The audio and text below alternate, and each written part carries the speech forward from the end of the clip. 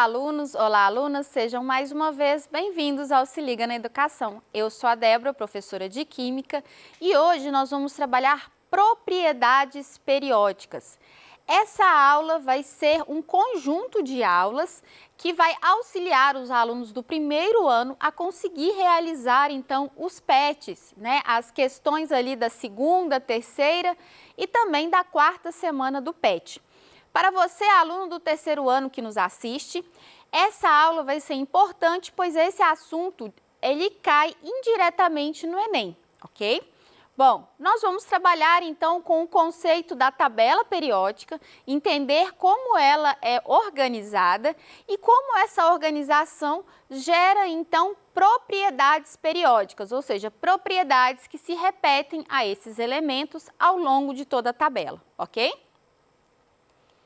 Bom, dentro do PET, do volume 4 do primeiro ano, nós temos toda uma história, uma bagagem histórica muito interessante contando da trajetória que foi feita para a produção da tabela periódica.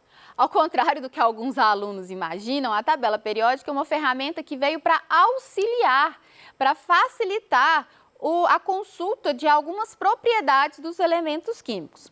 Imagina-se ali que por volta do século XVII havia sido isolados, e não descobertos, mas isolados, mais ou menos uns 33 elementos. Do século XVII até o século XIX, isso triplicou. Então, o número de elementos aumentou muito. O que houve, então, essa necessidade de fazer com que fossem organizados esses elementos de acordo com as suas propriedades. A tabela atual, ela organiza os elementos químicos através do número atômico.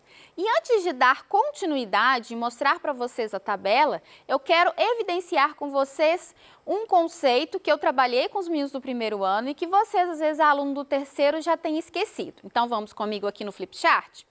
Então, vamos considerar o seguinte. O átomo, ele é formado por duas regiões, a eletrosfera e a região do núcleo. Então, eu tenho o núcleo, aonde eu terei, então, os meus prótons. Imagine que eu estou desenhando esses prótons, então, com essas bolinhas rachuradas, ok? Dentro do núcleo, eu também tenho o quê? Os meus nêutrons, ok? E ainda, eu vou ter 7 camadas. 3, 4, 5, 6, 7 camadas, ok? E nas camadas, que seriam então essas camadas eletrônicas, nós temos então os elétrons. Os elétrons possuem carga negativa, então elétrons possuem carga negativa, enquanto que os prótons possuem carga positiva. E os nêutrons, Débora? Os nêutrons não possuem carga. Ok. Então, o que é um átomo quando ele está neutro? Eu tenho a mesma quantidade de carga positiva, exatamente igual às minhas cargas negativas. Logo, eles se anulam. Então, na tabela periódica, eu tenho, então, elementos neutros. Portanto, o número atômico Z vai indicar na tabela periódica tanto o número de elétrons desse nêutron quanto o número de prótons desse nêutron. Por quê? Porque o átomo ele está neutro, ou seja, a mesma quantidade de carga positiva é exatamente igual à quantidade de carga negativa. E quando eu arranco um elétron, sobra carga positiva, se torna um cátion. Se eu coloco elétron, sobra carga negativa, se torna um ânion, ok? Bom, então vamos voltar agora para os nossos slides, para a gente poder dar continuidade ao conteúdo. Então, aqui vocês estão vendo, então, a tabela periódica. Então, observe que eu tenho diversos elementos que estão organizados ali de acordo com o seu número atômico, que começa com o hidrogênio com o número 1 e termina aqui com o número 118. Então, quer dizer que nós temos, então, 118 elementos que foram descobertos, ok? Bom, dentro da tabela periódica, existem, então, agrupamentos de substâncias. E dentro desses agrupamentos, nós vamos trabalhar. Antes, eu quero só mostrar para vocês o seguinte. Eu tenho 18 colunas e tenho aqui 7 linhas. 1, 2, 3, 4, 5, 6, 7. Débora, nós não temos 7 camadas eletrônicas? Temos. Então, observe que nós temos, então, as colunas e elas estão divididas justamente nas linhas aonde eu tenho as camadas ocupadas eletronicamente, ok? Vocês vão entender isso um pouco mais para frente. Então, aqui eu tenho os elementos representativos, que são a coluna 1, a coluna 2, eu pulo para a coluna 13, a 14, a 15, a 16 e a 17. Algumas colunas recebem nomes, outras não, outras já receberam e nós vamos trabalhar um pouco sobre isso, ok? Então, a coluna 1 ou a coluna 1A, antigamente nomeada 1A, é a dos alcalinos. Esses metais alcalinos, eles recebem esse nome porque eles formam hidróxidos, ou seja, eles reagem com a água fortemente. É possível vocês verem diversos vídeos aí na internet que mostram esse tipo de reação, que mostra o quanto que ela é exotérmica, o quanto que libera energia. E forma, então, os hidróxidos, ok? Nessa coluna, todos os elementos são metais, e esses metais têm um elétron na última camada, ok? Então, à medida que ele vai descendo, eu vou aumentando o número de camadas, mas sempre a última camada, a camada de valência, essa camada, ela só tem um elétron, ok? Na coluna 2, nós temos, então, os metais alcalinos terrosos. Por que alcalinos terrosos, Débora? Além deles serem altamente reativos com a água e formarem os hidróxidos, nós temos também a formação de óxidos metálicos. Esses óxidos, antigamente, era chamado de terra. Então, por isso que eles são metais alcalinos terrosos. Todos ali daquela coluna são metais, ok? E eles estão na coluna 2, todos aqueles elementos têm 2 elétrons na última camada ou 2 elétrons na camada de valência, ok? Vamos pular agora para a coluna 13. Na coluna 13, também foi conhecido por um tempo como a família do boro. Por que alguns autores não usam mais essa nomenclatura? Família do boro não indica ali, para mim, características de toda a coluna, uma vez que ali eu tenho não metais e tenho metais. Então, as características são diferentes daqueles elementos, diferentemente do que acontecia na coluna 1 e na 2, aonde eu tenho todos ali dentro de um mesmo grupo. Então, por isso que alguns autores não usam mais esse termo, ok? Nem a família do boro, nem a família do carbono, nem a do nitrogênio. Porém, eu coloquei porque algum livro didático, às vezes alguma apostila, pode vir ainda com essa nomenclatura antiga, tá bom? Então, ali na família do boro, coluna 13, todos os elementos têm 3 elétrons na última camada, ok? Na coluna 14, antigamente a família do carbono, eu tenho ali todos os elementos da coluna com 4 elétrons. Porém, a mesma situação, eu tenho elementos de grupos diferentes. Por exemplo, o carbono ali é o único que é capaz de formar cadeias. O que é uma cadeia? Para a galera do terceiro ano já sabe, né? Então, para quem é do primeiro ano está me assistindo, cadeia é quando um elemento consegue se ligar a outro elemento igual a ele muitas vezes. Então, é isso que é chamado de cadeia, ok? A família do nitrogênio, ou a coluna 15, como usamos atualmente. Essa coluna 15 é a mesma coisa. Eu tenho todos aqueles elementos ali, alguns têm características diferentes, mas todos possuem 5 elétrons na última camada, ok? E é interessante porque daqueles elementos que estão ali, apenas o nitrogênio é capaz de ser diatômico. diatômico. O que é ser diatômico? É quando eu consigo, então, ligar dois elementos, por exemplo, N2. Então, ali é uma molécula diatômica, ok? E agora nós vamos para a coluna 16, ou chamado também de calcogênios. Nossa, que nome horrível, que coisa esquisita. Gente, calcogênios vem de sua origem, na verdade, essa palavra tem a origem numa palavra grega que significa compostos ou originário de cobre, porque todos aqueles elementos eram observados em compostos em conjunto com cobre. Então, por isso a família calcogênio, ok? Nós temos ali, todos ali presentes, eles têm 6 elétrons na última camada, ok? E por último, nós temos os halogênios. Esses halogênios também têm a sua palavra derivada do grego, que significa formadores de sais. A mesma situação, era observado na natureza a formação de sais através desses elementos, por isso o termo halogênio, ok? Todos esses elementos têm 7 elétrons na última camada. Então, observe que nas colunas, o último número representa a quantidade de elétrons na última camada, ou seja, na camada de valência, ok?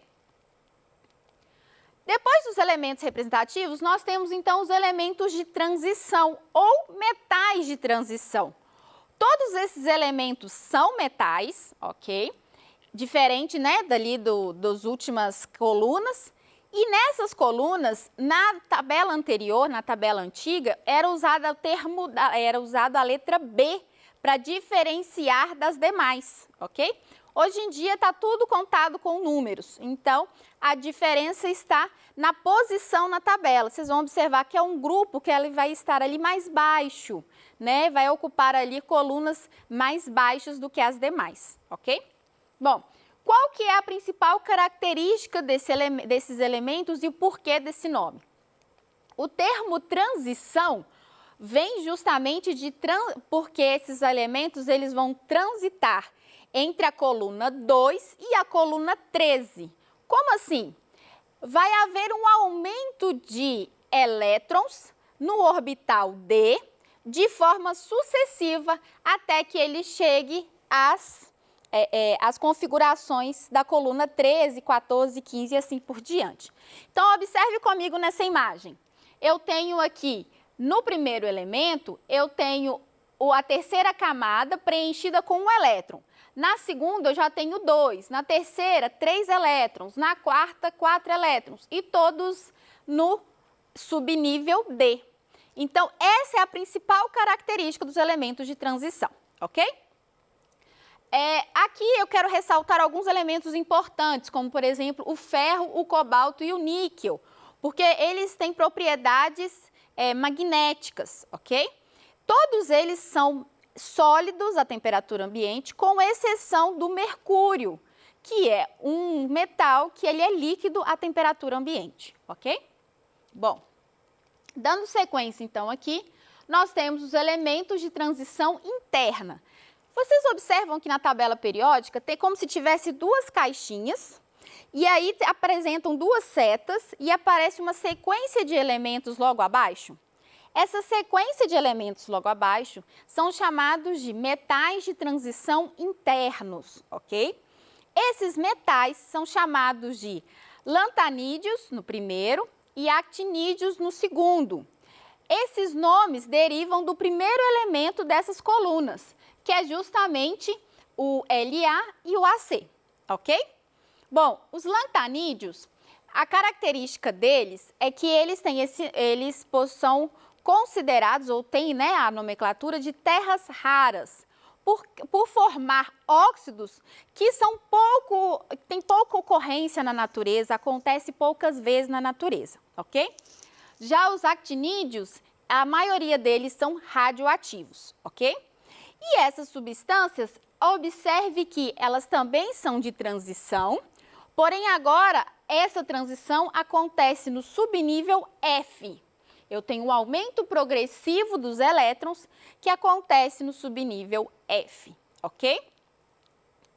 Bom, depois disso eu tenho ainda os gases nobres, que são reconhecidos principalmente pelo fato da estabilidade, ou seja, eles são elementos que são pouco reativos e isso garante a eles essa estabilidade, ok? São da coluna 18 e na nomenclatura anterior ela era a coluna 0. Possui as camadas de valência preenchidas com 2 ou 8 elétrons. Então, tirando o hélio, que tem 2 elétrons, todos os demais elementos ali têm 8 elétrons na última camada. Isso dá origem à teoria, então, da regra do octeto, onde, para que um elemento esteja estável, ele precisa estabelecer uma ligação de forma que ele tenha 8 elétrons na última camada. Observe que isso não é uma regra, gente, isso é uma consequência da estabilidade. Isso pode ou não acontecer. Uma vez que você tem a estabilidade, você pode ter 8 elétrons na última camada, como também você pode ter mais elétrons ou menos elétrons. Isso é chamado de expansão da regra do octeto, ok? Então, em linhas gerais, são esses gases, né, esses gases nobres, pouco reativos, que dá, então, origem a essa propriedade, né, a essa regra do octeto. E, por último, nós temos o hidrogênio, que só tem um elétron, né? Então, portanto, é o primeiro elemento da tabela periódica. Ele tem na sua configuração ali preenchido o subnível S, por isso ele está na primeira coluna, mas ele não é um metal. O hidrogênio, ele é o elemento mais abundante do universo e ele apresenta o mesmo nível energético preenchido, por isso ele está ali naquela posição na tabela periódica. Então, nós podemos ter ainda outras duas classificações que eu quero falar rapidamente com vocês, que são os metais, substâncias simples que, de modo geral, conduzem bem a corrente elétrica e o calor, são facilmente transformadas em lâminas, em fios e são sólidas nas condições ambientes, com exceção do mercúrio. E temos os não metais, que são as substâncias que não conduzem bem calor e nem corrente elétrica. Dos não metais, 11 formam substâncias simples gasosas nas condições ambientes. Existem ainda alguns autores que vão trabalhar com os semimetais, que serão elementos que vão transitar dentre essas duas propriedades, ou seja, ele vai ser capaz de, ora ser um metal, ora se comportar como um não metal, ok? O não metal também pode ter a nomenclatura de ametal, sendo esse A um prefixo de negação. Bom, propriedades, então, periódicas. É quando esses elementos foram organizados de acordo com o número atômico, algumas observações foram feitas, que nós chamamos isso de propriedades periódicas. Então, o primeiro é o raio atômico. O raio atômico é quando eu tenho dois elementos ligados e a distância desses dois núcleos dividido por 2. Ou seja, é a distância do núcleo até a camada externa dele. Esse raio é justamente o aumento, com o aumento das camadas, eu aumento esse raio. Pensa o seguinte, eu tenho o hidrogênio, que tem apenas um elétron, uma camada preenchida. Agora eu tenho o frâncio, que tem as 7 camadas preenchidas. Observe que essa distância aumentou. Então, o raio atômico, ele aumenta na tabela periódica de cima para baixo e da direita para a esquerda. E o elemento com maior número atômico será o frâncio. Bom, o potencial de ionização é justamente o potencial, a energia necessária para fornecer a um elemento para poder arrancar um elétron dele, ok? Ele é diferente, ele é o oposto, por exemplo, da afinidade eletrônica, que é justamente quando eu libero energia para adquirir, então, um elétron. Então, a energia de ionização é a energia que eu absorvo para arrancar um elétron, enquanto que a afinidade eletrônica é a energia liberada para eu absorver um elétron, ok? E eles são o contrário do raio atômico. Logo, a afinidade eletrônica e a energia de ionização, o elemento que tem os dois seria o hélio. E por último, nós temos então a eletronegatividade, que é justamente essa tendência que um elétron tem de um átomo ter de atrair os elétrons para si dentro de uma ligação química. Eu trouxe aqui a frequência, né, a quantidade desses eletronegatividade, mostrando que o flúor é o elemento mais eletronegativo. E eu tenho ainda a eletropositividade, que alguns autores consideram que é justamente o contrário. Se tem um elemento que atrai os elétrons para si, tem algum que não vai atrair, que seria o eletropositivo. Bom, na próxima aula, na aula que vamos trabalhar a Semana do Acolhimento, nós vamos aplicar todo esse conteúdo a uma questão do Enem. Não deixe de assistir essa aula. Um grande abraço a todos e até mais!